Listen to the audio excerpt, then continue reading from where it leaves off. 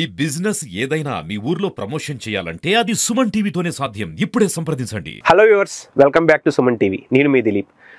Pimples, acne, hair fall, dandruff ఇప్పుడున్న రోజుల్లో ప్రతి ఒక్కరు ఫేస్ చేస్తున్న ఇష్యూనే ఇది. అలాంటి ఇష్యూస్ మీద లాస్ట్ టైం మనం ఒక వీడియో చేసాం, దానికి బాగా రెస్పాన్స్ రావడం వల్ల దానికి కంటిన్యూషన్ వీడియో చేస్తున్నాం. సో ఈ రోజు మనం వచ్చాం డాక్టర్ శశికిరణ్ నతిల్ గారి దగ్గరికి మీ డౌట్స్ ఇంకొన్ని క్లారిఫై చేయడానికి. First of all congratulations sir. Last 6 years నుంచి టాప్ ప్లేస్ లో one of the Dharma hospital గా మీద ఉంది. ఈ ఇయర్ కూడా మీద రావడం చాలా సంతోషంగా ఉంది. సో లాస్ట్ టైం ఇంటర్వ్యూలో మా వ్యూవర్స్కి చాలా డౌట్స్ క్లారిఫై చేశారు. మీరు ఏదైతే డౌట్స్ క్లారిఫై చేశారో ఆ వీడియో కింద చాలా కామెంట్స్ వచ్చినాయి. సో దాని కంటిన్యూషన్ మీతో డిస్కస్ చేద్దామని ఈరోజు మిమ్మల్ని కలవడం జరిగింది.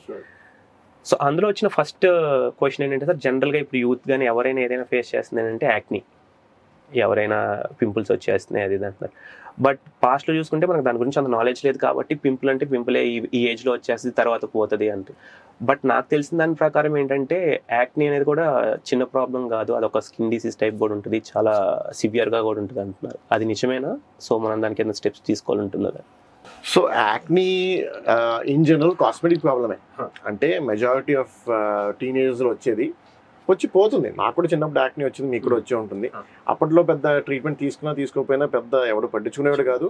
అవేర్నెస్ లేదు ఎవరికి, అంత మనకి పింపుల్స్ ఉన్నాయని అంత సెల్ఫ్ కాన్షియస్నెస్ లేదు.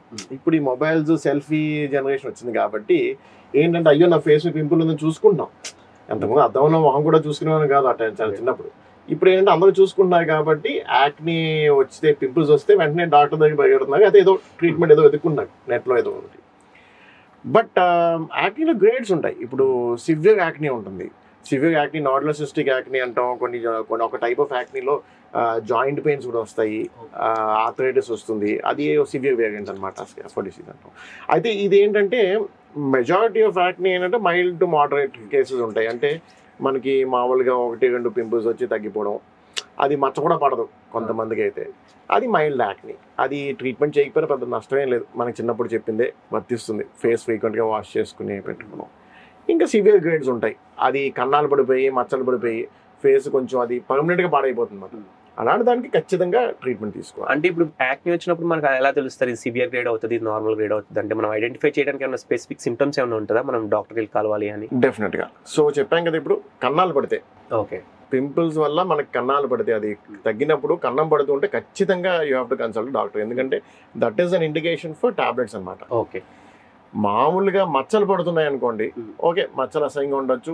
ఇప్పుడు బయట దేశాల్లో మనకి యాక్నీ ఎలా ఎవాల్యుయేట్ చేస్తారంటే క్వాలిటీ ఆఫ్ లైఫ్ స్కోర్ అని ఉంటుంది.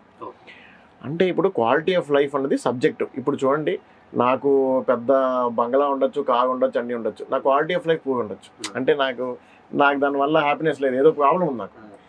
ఇప్పుడు అలాగే నాకు ఒక చిన్న పింపుల్ ఉండొచ్చు, that may be effecting my self confidence severely 100% కదా. అలాగే కొంతమంది ఉంటారు, వాళ్ళకి పాపం ఫేస్ మీద బాగా కన్నాలు ఉంటాయి, మచ్చలు ఉంటాయి, హ్యాపీగా తిరిగేస్తుంటాడు వాడు, స్కూల్లో టాప్, వాడికి ఏముంది, వాడు చదువుకోవాలి, ఎగ్జామ్లో టాప్ కావాలి, వాడికి ఫేస్ మీద పింపుల్స్ వాడు అమ్మ నాన్న చెప్తూ ఉంటారు, ట్రీట్మెంట్ తీసుకోగా సమంగా ఫేస్ వాష్ చేసుకోవాలి, వాడికి పట్టింపులేదు. సో క్వాలిటీ ఆఫ్ లైఫ్ వాడిని ఎంత సివియర్గా ఉన్న యాక్ని వాడిని ఎఫెక్ట్ చేయట్లేదు. అలాగే ఒక పింపుల్ ఉన్నవాడికి సివియర్గా డిప్రెషన్ వచ్చి వాడు సూసైడ్ చేసుకోవచ్చు. సో యాక్ని సివియరిటీ అన్నది it also depends on how the individual is taking it. అంటే మనకి ఎలా ఎఫెక్ట్ అవుతుంది దాన్ని బట్టి కూడా ఉంటుంది. ఇప్పుడు ఈ ఒక్క పింపుల్ ఉన్న వాడికి నేను maybe I can go for high and treatment, tablets కూడా ఇచ్చేయచ్చు, ఎందుకంటే వాళ్ళకి అసలు పింపుల్ కాకుండా చేయాలి. అలాగే ఎక్కువ పింపుల్స్ ఉన్నవాడు నాకు ఇష్టం లేదనుకుని వాడు ట్రీట్మెంట్ అవసరం లేదు, ఇంట్లో కూర్చుంటాడు. అంటే ఇప్పుడు ఏదైతే మీరు డాట్స్ పడిపోతాయి అని చెప్పారు కదా సార్, అది సివియర్ అంటున్నారు. ఇప్పుడు మనం దానికి ట్రీట్మెంట్ చేసుకోకపోతే జస్ట్ ఫేస్ పాడైపోద్ది అంతేనా? హెల్త్కి అదే నేను చెప్పిన సివియర్ వేరియంట్ ఆర్థరైటిస్ అది వచ్చేది తప్పిస్తే మెజారిటీ ఆఫ్ యాక్ని మనకి కాస్మెటికే, ఫేస్ పాడవుతుంది తప్పిస్తే హెల్త్ పరంగా ఏమీ అవ్వదు. సైకలాజికల్గా ఎఫెక్ట్ అవ్వచ్చు, బట్ హెల్త్ పరంగా ఏమో. ఇప్పుడు యాక్నీ లాగే మనకి నిద్రపోకపోతే కంటి కింద డార్క్ సర్కిల్స్ వచ్చేస్తాయంట సార్, అది ఓన్లీ నిద్ర వల్లే వస్తుందా లేకపోతే మనకి ఇంకేమైనా ఛాన్సెస్ ఉంటుందా? సో డార్క్ సర్కిల్స్ అన్నది ద నంబర్ ఆఫ్ రీజన్స్ అండి. చాలామంది డార్క్ సర్కిల్స్ అనుకున్నవి, అండ్ అది కూడా చాలా సబ్జెక్టివ్ చెప్తున్నాం కదా. కొంతమందికి అసలు ఏముండదు, చూడడానికి ఏముందమ్మా నీకు డార్క్ సర్కిల్స్ ఏముండవు, కానీ వాళ్ళకి కనిపిస్తుంది, వాళ్ళకి చిన్న లైట్ షేడ్ ఉన్నా కూడా వాళ్ళకి దట్స్ ఎఫెక్టింగ్ ద కాన్ఫిడెన్స్.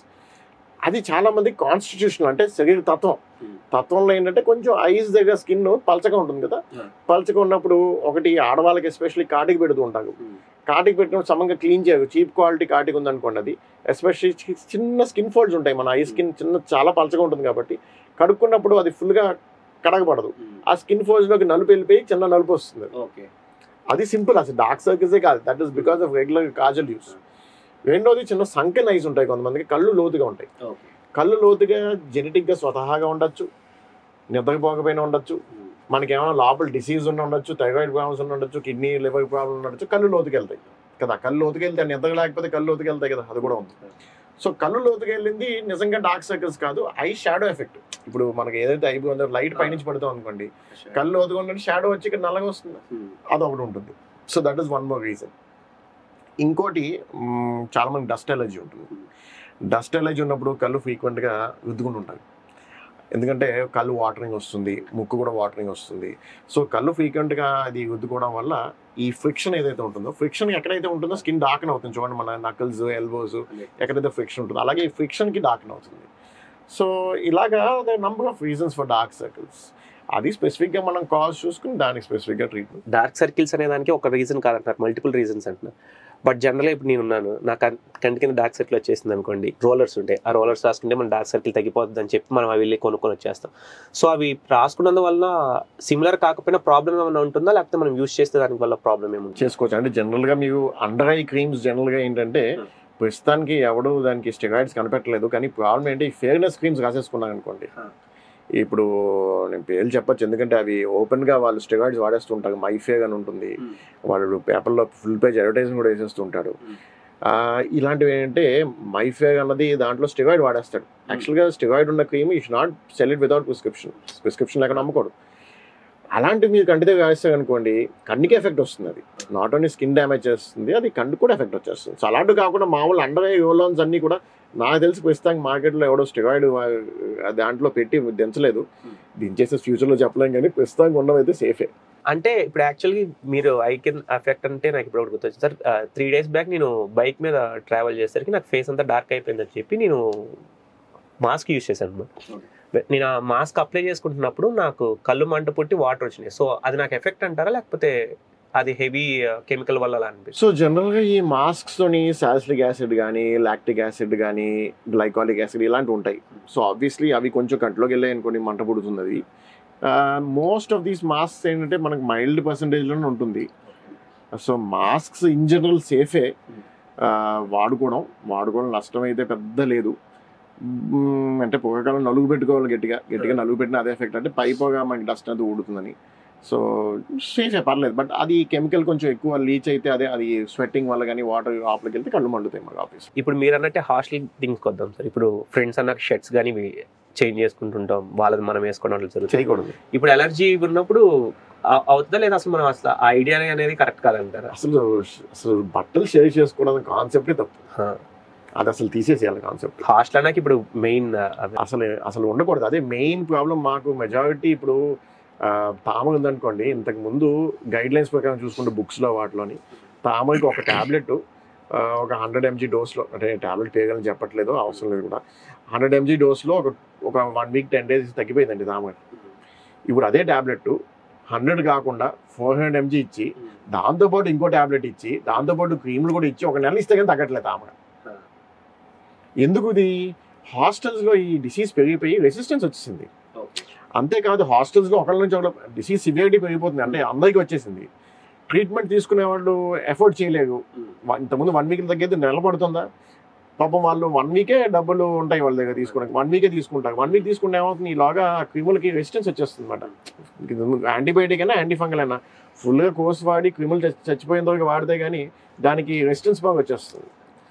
ఇప్పుడు మీరు చెప్పినట్టు తామర ఉంది సార్, ఇప్పుడు మీరు అంటున్నట్టు దానికి ఒక సైకిల్ ఉంటుంది, ఆ సైకిల్ మొత్తం కంప్లీట్ చేస్తే మనకు రెడ్యూస్ అవుతుంది అనుకుంటారు. జనరల్గా మా మైండ్ సెట్ ఎలా ఉంటుంది అంటే, ఫర్ ఎగ్జాంపుల్ మనకి తామర అనేది పైకి కనిపిస్తుంది అనుకోండి, 2 రోజులు ట్యాబ్లెట్లు వాడేస్తాం, కొంచెం తగ్గిపోయిన తర్వాత ఇంకా తగ్గిపోయిందిలే అని చెప్పి లైట్ తీసుకుంటే అది ఫ్యూచర్లో బాగా ఇబ్బంది అవుతుందా?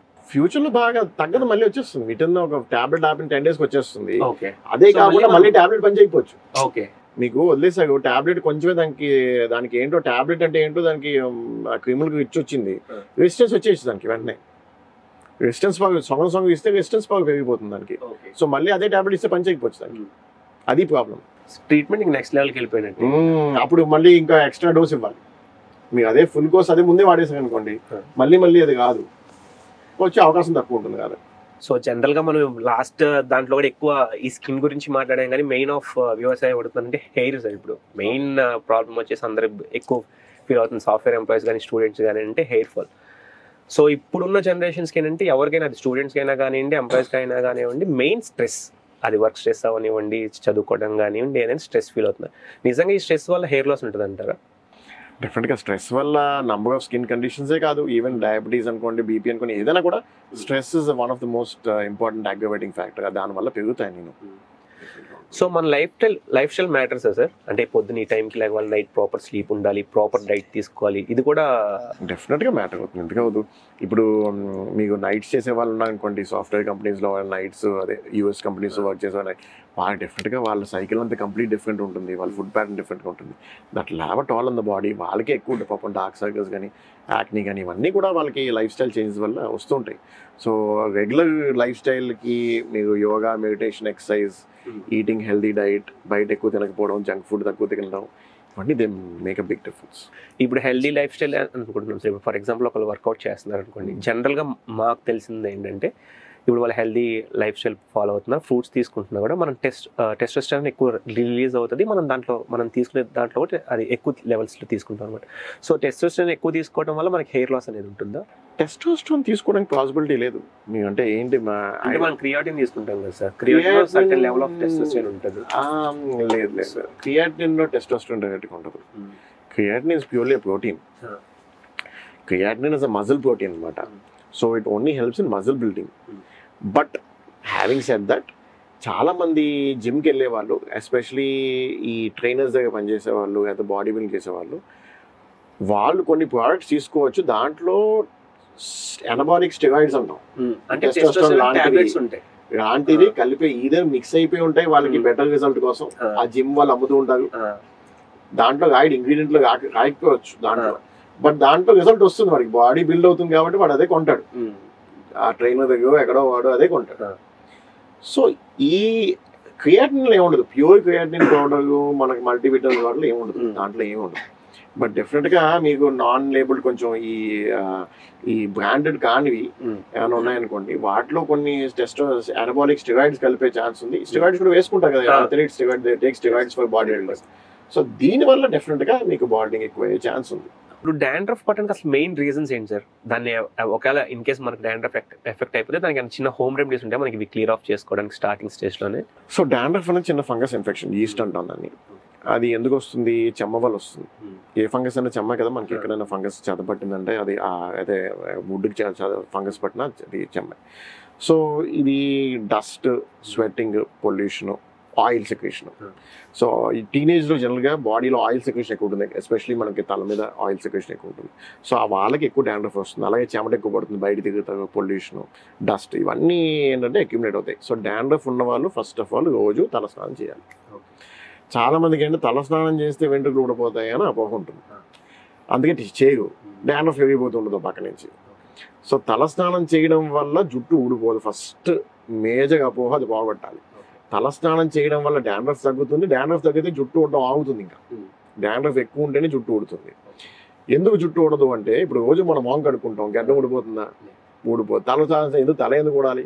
రోజు పళ్ళు తూకుంటా పళ్ళు ఊడిపోతాయా? ఊడిపోవు.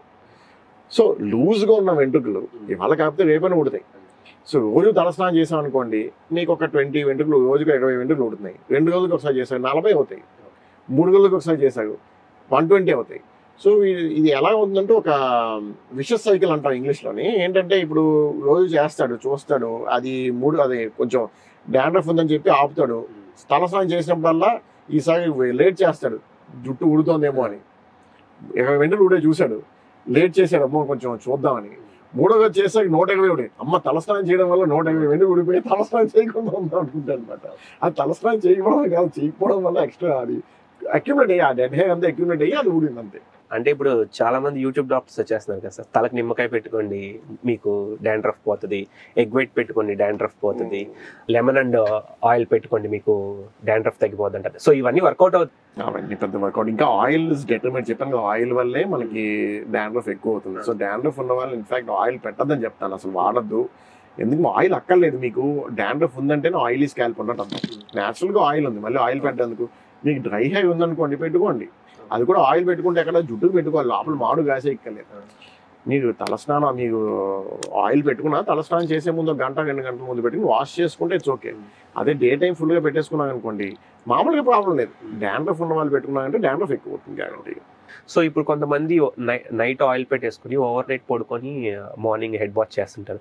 బట్ నేను రీసెంట్ టైమ్స్ ఏదో ఒక వీడియోలో చూస్తానంటే అది కూడా కరెక్ట్ ప్రాసెస్ కాదు. మనకి హెయిర్కి అంతసేపు వెట్నెస్ అవసరం లేదు, జస్ట్ ఒక 2 hours 3 hours ఉంటే చాలు, maximum 1 hour more than enough head wash చేసి ముందు పెట్టుకుంటే కరెక్ట్ అంటారు. అది ఎంతవరకు కరెక్ట్ సార్? సో అగైన్ నష్టం అయితే లేదు. మీకు డ్రై హెయిర్ ఉంటే పెట్టుకుంటే హెయిర్ కండిషన్గా ఉంటుంది. డాండ్రఫ్ ఉన్నప్పుడే ప్రాబ్లం, లేకపోతే మీరు రోజంతా కాదు 3 రోజులు కంటిన్యూస్గా నూనె రాసుకునే. ఇప్పుడు మన హెయిర్ బి స్టెమ్స్ స్ట్రాంగ్ అవడానికి బయోటెక్స్ చ్యూస్ అని చెప్పి వస్తున్నాయి సార్, బయోటిన్ చ్యూస్. సో ఇవి వర్కౌట్ అవుతాయా మనకి, లేకపోతే జస్ట్ సప్లిమెంట్ అయిపోయినా? సప్లిమెంట్ అయిపోయి ఇప్పుడు majority of hair fall especially మగవాళ్ళకి కాదు, మగవాళ్ళకి జనరల్గా వచ్చేది బట్టతలే. అది ఆడవాళ్ళకి జనరల్గా హెయిర్ ఫాల్ వచ్చేది స్ట్రెస్సెస్ వాళ్ళకి ఎక్కువ ఉంటాయి. సో ప్రెగ్నెన్సీ తర్వాత కానీ లేదంటే ఏదో టెన్షన్స్ స్ట్రెస్ ఇంట్లో ఉంటాయి, పాపం వాళ్ళకి పిల్లలు పెంచడానికి దేనికైనా ఆ స్ట్రెస్ వల్ల వచ్చే హెయిర్ ఫాల్ని టీలోజన్ ఎఫ్లూవియం అంటాం. అది జనరల్గా మీకు మందులు ఇచ్చినా ఇవ్వకపోయినా ఆ స్ట్రెస్ పోయిన తర్వాత ఒక 3 monthsలో తర్వాత మళ్ళీ హెయిర్ రికవర్ న్యాచురల్గా కూడా అవుతుంది. ఈ లోపల అంటే ఏదో ఒకటి వాడాలి. అన్నిటికంటే సేఫెస్ట్ డ్రగ్ మల్టీవిటమిన్ ట్యాబ్లెట్. దాంట్లో బయోటిన్ అనేది స్పెసిఫిక్గా ఎందుకు వచ్చిందో యాక్చువల్లీ ఎవరికి తెలియదు, డర్మటాలజిస్ట్ ఎవరికి తెలియదు. బయోటిన్ ఎందుకు మనకి యాక్చువల్లీ ఇండియాలోనే వాడతాం బయోటిన్ ఎక్కువ. బయట దేశాల్లో ఇప్పుడు ఈ మధ్య అందరూ వాడుతున్నా వచ్చిన తర్వాత బయోటిన్ డెఫిషియన్సీ ఉంటే కొంత డెఫినెట్గా హెయిర్ అండ్ నెయిల్స్ మీద స్కిన్ మీద ఎఫెక్ట్ ఉంటుంది. బట్ బయోటిన్ డెఫిషియన్సీ కోసం ఎవరు టెస్ట్ చేయము జనరల్గా. అండ్ జనరల్గా టెస్ట్ చేసిన బయోటిన్ డెఫిషియన్సీ ఉండదు ఈ హెయిర్ లాస్ ఉన్న వాళ్ళు ఎవరిలోనే. బట్ బయోటిన్ డెఫిషియన్సీ ఉన్నప్పుడు హెయిర్ లాస్ ఉంటుంది కాబట్టి బయోటిన్ ఉన్న సప్లిమెంట్స్ ఇస్తాం అన్నమాట. అది ఏం హార్మ్లెస్ సప్లిమెంట్స్ అవి. మనకి అంటే జనరల్గా 3 monthsలో ఎలా రికవర్ అవుతుంది. ఈ మల్టీవిటమిన్స్ ఇవ్వడం వల్ల కొంచెం హెయిర్ బూస్ట్ అవుతుంది, కొంచెం ఫాస్ట్గా రికవర్ అవ్వచ్చు. సో ఓన్లీ బయోటిన్ యూస్ చేస్తే మాత్రం హెయిర్ ఫాల్ అనేది తగ్గదు. మెడిసిన్ ప్రాపర్ మెడికేషన్ తీసుకుంటే అవి యూస్ చేసి డిసీజ్ ఉందనుకోండి, హెయిర్ డిసీజ్ అనుకోండి, మీకు అది బయోటిన్ కాదు ఏది వాడినా ఇంప్రూవ్ అవుతుంది. అది స్పెసిఫిక్గా దాని కాజ్ చూసుకుని, ఎందుకంటే హెయిర్ ఫాల్కి బోల్డ్ కారణాలు. ఇప్పుడు థైరాయిడ్ ఉండొచ్చు, ఐరన్ డెఫిషియన్సీ ఉండొచ్చు, లేదంటే మనకి లోపల అంటే బోల్డ్ డిసీజ్ ఉంది బాడీలో. అంటే ఇప్పుడు హెయిర్, స్కిన్, నెయిల్స్ ఇవన్నీ ఏంటంటే అంటే skin is the mirror of the internal disease. అంటే ఏంటంటే ఒక అద్దం లాంటిది, లోపల ఏముందా బయట చూపుతుంది మన స్కిన్. స్కిన్ అంటే స్కిన్నే కాదు, గోర్లు కూడా, జుట్టు కూడా. సో లోపల మీకు ఏం ప్రాబ్లం, కిడ్నీ ప్రాబ్లం ఉన్నా, లివర్ ప్రాబ్లం ఉన్నా, హార్ట్ ఉన్నా, వీటంటి మీద ఎఫెక్ట్ ఉంటుంది. గోర్ల మీద ఎఫెక్ట్ ఉంటుంది, అలాగే స్కిన్ మీద ఎఫెక్ట్ ఉంటుంది. ఇక మీకు అన్నా చూడండి డార్క్ సర్కిల్స్ ఇవన్నీ, స్కిన్ గ్లో పోతుంది, డల్ అయిపోతుంది. అలాగే హెయిర్ మీద ఎఫెక్ట్ ఉంటుంది. ఇప్పుడు క్యాన్సర్ ఉన్న వాళ్ళు ఉంటారు, జుట్టు ఊడిపోతుంది. కీమోథెరపీ చేయకపోయినా ఫస్ట్ జుట్టు మీద ఎఫెక్ట్ ఉంటుంది. ఇప్పుడు మీరు ఇందాక చెప్పినట్లే మనకి హెల్త్ ప్రాబ్లమ్స్ ఏదైనా వచ్చినా కూడా అది స్కిన్లో రిఫ్లెక్ట్ అవుతుంది అంటారు. సో స్కిన్లో ఏదైనా రిఫ్లెక్ట్ అయితే మనం జనరల్గా ఏమంటాం, ఓకే డర్మా డాక్టర్ని కలుద్దాం చెప్పి వచ్చినప్పుడు మీరు డయాగ్నోస్ చేసినప్పుడు తెలుస్తుందా సార్ ఇది హెల్త్ ఇష్యూ వల్ల స్కిన్ మారిపోయింది అని చెప్పి? కొన్ని పర్టికులర్ డిసీజ్ ఉంటాయి. ఫర్ ఎగ్జాంపుల్ డయాబెటీస్ ఉన్న వాళ్ళకి, ఎస్పెషల్లీ మగాళ్ళకి క్యాండిడల్ బెల్నోపాస్థైటిస్ అంటాం. అంటే యూరిన్ పోసుకున్న దగ్గర అక్కడ స్కిన్ వాచిపోయి వైట్ డిశ్చార్జ్ వచ్చి పెయిన్ వచ్చేస్తుంది. అది చూసిన వెంటనే చెప్పేయచ్చు పేషెంట్కి డయాబెటీస్ ఉందని. ఆల్మోస్ట్ 90% ఆఫ్ కేసులు డయాబెటీస్ ఉంటుంది. డయాగ్నోస్ అంటే పేషెంట్ తెలీదు, ఫస్ట్ టైం డయాగ్నోస్ అవ్వచ్చు, మనం మేమే చేయొచ్చు, లేదంటే ఆల్రెడీ డయాబెటిక్లో కావచ్చు. ఇది అంటే ఇలాంటివి కొన్ని తెలుస్తాయి అనమాట. అది మీకు కామన్ ఎగ్జాంపుల్ చెప్పాను, అలాంటివి చాలా ఉంటాయి. ఇప్పుడు స్కిన్ క్యాన్సర్ కూడా ఉంది కదా సార్, అది స్టేట్స్లో ఇంతకుముందు ఎక్కువ, అది ఇండియాలో ఎంత ఛాన్స్ ఉందంటారు? అది స్కిన్ క్యాన్సర్ యాక్చువల్లీ ఇప్పుడు నేను యూకేలో పనిచేసాను. యూకేలో I work for almost 12 years పనిచేశాను కదా. అక్కడ నేను ఇప్పుడు ఓపీలో ఒక 30 మంది చూసాను అనుకోండి, 25 మంది క్యాన్సర్తోనే వస్తారు. ఓకే. సో అక్కడ ఎందుకంటే వాళ్ళకి వైట్ స్కిన్ కదా, వైట్ స్కిన్కి ఏంటంటే మెలనిన్ అంటే ఈ పిగ్మెంట్ ఉండదు. మనం పిగ్మెంట్ పోవడానికి ట్రై చేస్తున్నాం, వాళ్ళకి పిగ్మెంట్ లేకపోవడం వల్ల ఈ యూవీ రేస్, అల్ట్రావైలెట్ రేస్ ఏదైతే సన్ రైజ్ వస్తాయో అవి క్యాన్సర్ ప్రొడ్యూస్ చేస్తాయి అన్నమాట. మనకి చాలా మంచిది, ఎంత మనం డార్క్గా బ్రౌన్గా ఉండడం వల్ల it's protecting us against sunlight. నేను క్యాన్సర్ ఉన్న పేషెంట్స్ ఏడాదికి 10 మంది చూస్తా.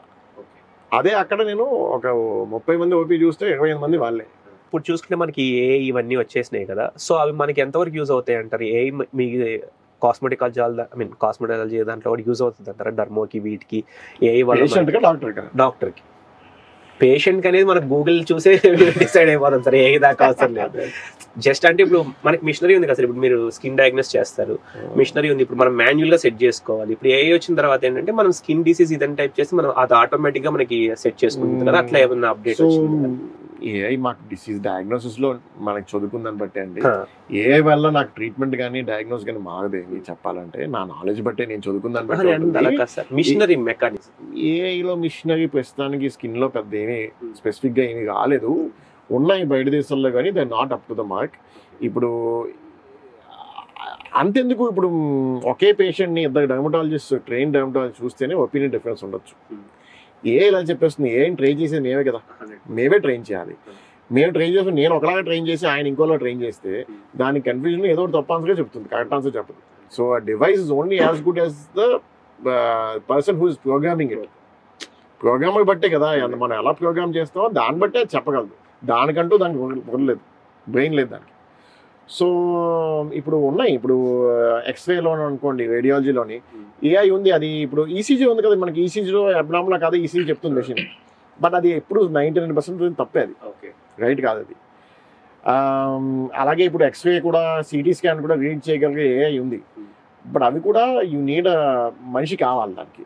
మనకి ఓన్లీ ఓకే ఏఐ ఏం చెప్పిందో చూసుకుని మనం మళ్ళీ రిపోర్ట్ ఇవ్వాలి తప్పిస్తే, అంటే మనం ఏమైనా మిస్ అయితే అది ఏమైనా పట్టుకుందేమో చూసుకోవాలి తప్పిస్తే, అది ఫాల్స్ నెగిటివ్ చెప్పొచ్చు, అంటే లేనిది ఉన్నట్టు చెప్పొచ్చు, ఉన్నది లేదని కూడా చెప్పొచ్చు. ప్రస్తుతానికి కూడా యాక్యురేట్ కాదండి. మేము ఏ వాడతాం ఎలా చెప్తాను, సపోజ్ నా నాలెడ్జ్ ఇప్పుడు చిన్న బోల్డ్ రేర్ డిసీజ్ ఉంటాయి, అది నాకు అన్ని గుర్తుండకపోవచ్చు. సో ఒక పేషెంట్ పర్టికులర్గా సిమ్టమ్స్ AAZ XY సిమ్టమ్స్తో వచ్చాడు, డిఫరెంట్ సిమ్టమ్స్. ఈ 4 కలిపి ఒక సిండ్రోమ్ ఉందని తెలుసు నాకు, ఒక పర్టికులర్ డిసీజ్ నాకు గుర్తులేదు ఆ టైంకి, 4 కలిపి కొడతాను ఈ డిసీజ్ ఉంది ఏంటి అంటే, నాకు లిస్ట్ ఆఫ్ ఆప్షన్స్ చెప్పచ్చు, నాకు తెలియాలి కానీ అదేంటో నాకు తెలియకుండా లిస్ట్ ఆఫ్ ఆప్షన్స్ చెప్పినా కూడా నాకేం తెలియదు, అంతే. నాకు ఆ నాలెడ్జ్ బేసిక్ నాలెడ్జ్ తెలుస్తుంది, మాకైతే తెలియదు, మాకేదో నాకు గుర్తుండడానికి పనికి వస్తుంది అంతే, చాలా వాడుకోవచ్చు. ఇప్పుడు బయాప్సీ అంటే అసలు ఏముంటుంది సార్? బయాప్సీ అంటే బేసిక్ గా ఇప్పుడు స్కిన్ లోపల చూస్తాం అనమాట, మైక్రోస్కోప్ లోపల.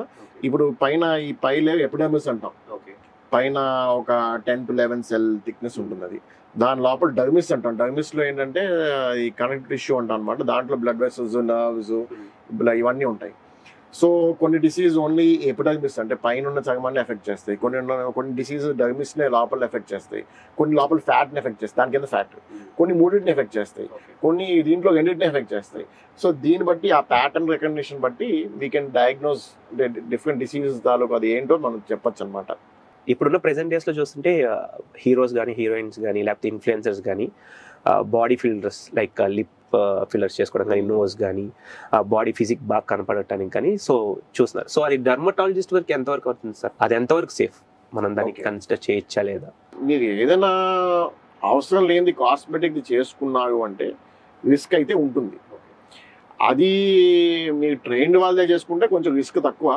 ట్రైన్డ్ అంటే ఇట్ షుడ్ బి బాగా ఎక్స్పీరియన్స్ ఉన్న డర్మటాలజిస్ట్ కానీ ప్లాస్టిక్ సర్జన్ కానీ అయితే పర్లేదు. కాస్మెటాలజిస్ట్ అనే పేరు స్పెసిఫిక్గా ఏమైనా వాడుతున్నారంటే వాళ్ళ దగ్గరికి మాత్రం వెళ్ళకండి. ఎందుకో చెప్తాను. కాస్మెటాలజీ అన్నది అసలు మెడిసిన్లో బ్రాంచ్ కాదండి. మీరు కూడా ఇప్పుడు మన గవర్నమెంట్ ఆఫ్ ఇండియా స్కీమ్స్ ఏమో కొంచెం డిప్లొమా డిగ్రీలు నడుపుతోంది. 2 years 6 months కూడా చేస్తే కాస్మెటాలజీ డిప్లొమా వచ్చేస్తుంది. That makes you cosmetologist, but మీరు డాక్టర్ కాదు. సో కాస్మెటాలజిస్ట్ అన్న వాళ్ళు డర్మటాలజిస్ట్ కానీ ప్లాస్టిక్ సర్జన్ కానీ అయ్యి ఉంటే తప్పకుండా వెళ్ళండి, నో ప్రాబ్లం. ప్యూర్లీ కాస్మెటాలజిస్ట్ దగ్గర మాత్రం వెళ్ళద్దు, వాళ్ళు దే ఆర్ నాట్ డాక్టర్స్.